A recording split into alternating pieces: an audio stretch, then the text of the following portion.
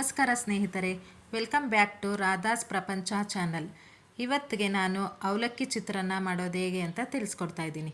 ಅದಕ್ಕೆ ಬೇಕಾಗಿರುವ ಸಾಮಗ್ರಿಗಳು: 1/4 kg ಆಗುವಷ್ಟು ಅವಲಕ್ಕಿನ ತೊಳೆದು ನೀರಲ್ಲಿ ನೆನೆಸಿ ಇಟ್ಕೊಂಡಿದ್ದೀನಿ. ಕಡಲೆಬೇಳೆ, ಕಡಲೆ ಬೀಜ, ಉದ್ದಿನಬೇಳೆ, ಕರಿಬೇವಿನ ಸೊಪ್ಪು, ಸಾಸಿವೆ, ತೆಂಗಿನಕಾಯಿ ತುರಿ, ಉಪ್ಪು ರುಚಿಗೆ ತಕ್ಕಷ್ಟು, ಒಂದು ದೊಡ್ಡ ಗಾತ್ರದ ಈರುಳ್ಳಿ, ಒಣಮೆಣಸಿನಕಾಯಿ, 2 ಟೊಮೊಟೊ, ಎಣ್ಣೆ. ಹೇಗೆ ಮಾಡೋದು ಅಂತ ನೋಡ್ಕೊಂಬಿಡಿ. ಮೊದಲಿಗೆ ಸ್ಟವ್ ಹಚ್ಚಿ ಒಂದು ಬಾಣಲೆಯನ್ನು ಇಟ್ಕೋಬೇಕು. ಸ್ವಲ್ಪ ಬಾಣಲೆ ಬಿಸಿ ಆಗಬೇಕು.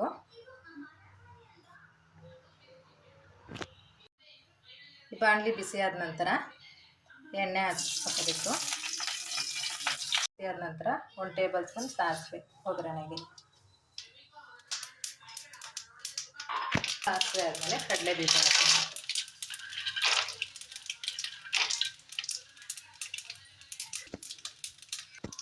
ಕಡಲೆ ಬೀಜ ಸ್ವಲ್ಪ ಫ್ರೈ ಮಾಡ್ಕೊಬೇಕು.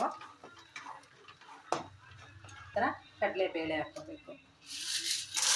ಕಡಲೆಬೇಳೆ, ಉದ್ದಿನಬೇಳೆ 2 ಸೇರಿಸ್ಕೊಳ್ಳಿ.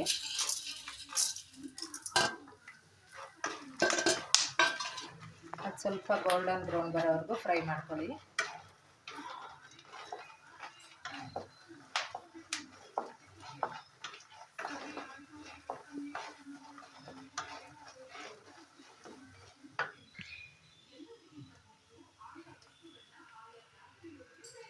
ನಂತರ ಈರುಳ್ಳಿ ಹಾಕೊಳ್ಳಿ. ಈರುಳ್ಳಿನ ಫ್ರೈ ಮಾಡ್ಕೊಳ್ಳಿ.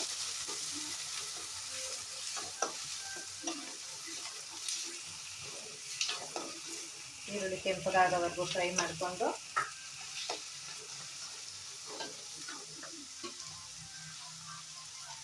ಕರಿಬೇವಿನ ಸೊಪ್ಪನ್ನ ಯಾವಾಗಲೂ ಈರುಳ್ಳಿ ಹಾಕಿದ ನಂತರ ಹಾಕಿ, ಟೇಸ್ಟ್ ಚೆನ್ನಾಗಿರುತ್ತೆ.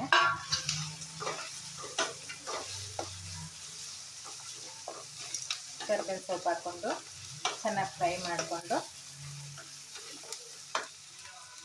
ನಂತರ ಒಣಮೆಣ್ಸಿನ್ಕಾಯಿ ಇಟ್ಕೊಂಡಿದ್ವಿ ಅದನ್ನು ಹಾಕಿ. ಬೇಕಿದ್ರೆ ಹಸಿಮೆಣ್ಸಿನ್ಕಾಯಿ ಹಾಕ್ಕೋಬೋದು. ನಾನು ಒಣಮೆಣ್ಸಿನ್ಕಾಯಿ ಹಾಕ್ತಾಯಿದ್ದೀನಿ. ಅದನ್ನು ಫ್ರೈ ಮಾಡಿಕೊಂಡು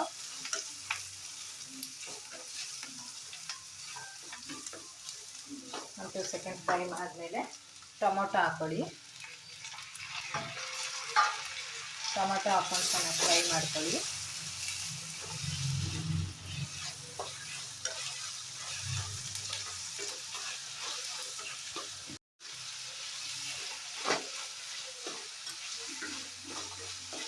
ಚೆನ್ನಾಗಿ ಫ್ರೈ ಆಗ್ಬೇಕದು.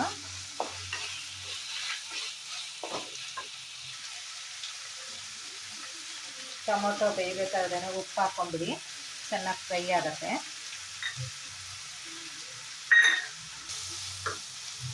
ಅರಿಶಿನ ಪುಡಿ ಹಾಕಿ. ನಾನು ಆವಾಗಲೇ ತೋರಿಸಿರ್ಲಿಲ್ಲ ಅರಿಶಿನ ಪುಡಿ ಇಂಗ್ರೀಡಿಯೆಂಟ್ಸಲ್ಲಿ.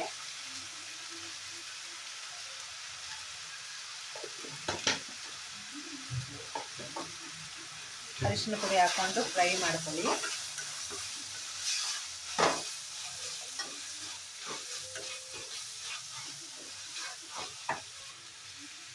ಎತ್ತಿಟ್ಕೊಂಡಿದ್ವಿ ಅಲ್ವಾ, ಕಾಯಿ ತುರಿನ ಸೇರಿಸ್ಕೋಬೇಕು.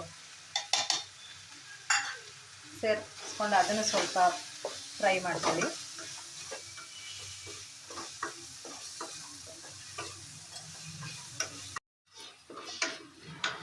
ಚೆನ್ನಾಗಿ ಫ್ರೈ ಆದ ನಂತರ ತೊಳೆದಿಟ್ಕೊಂಡಿದ್ವಲ್ಲ ಅವಲಕ್ಕಿನ ಅದನ್ನು ಸೇರಿಸ್ಕೋಬೇಕು.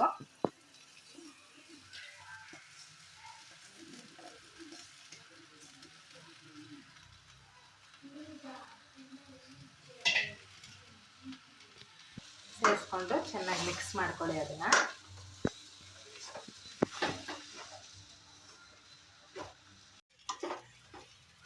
ಮಿಕ್ಸ್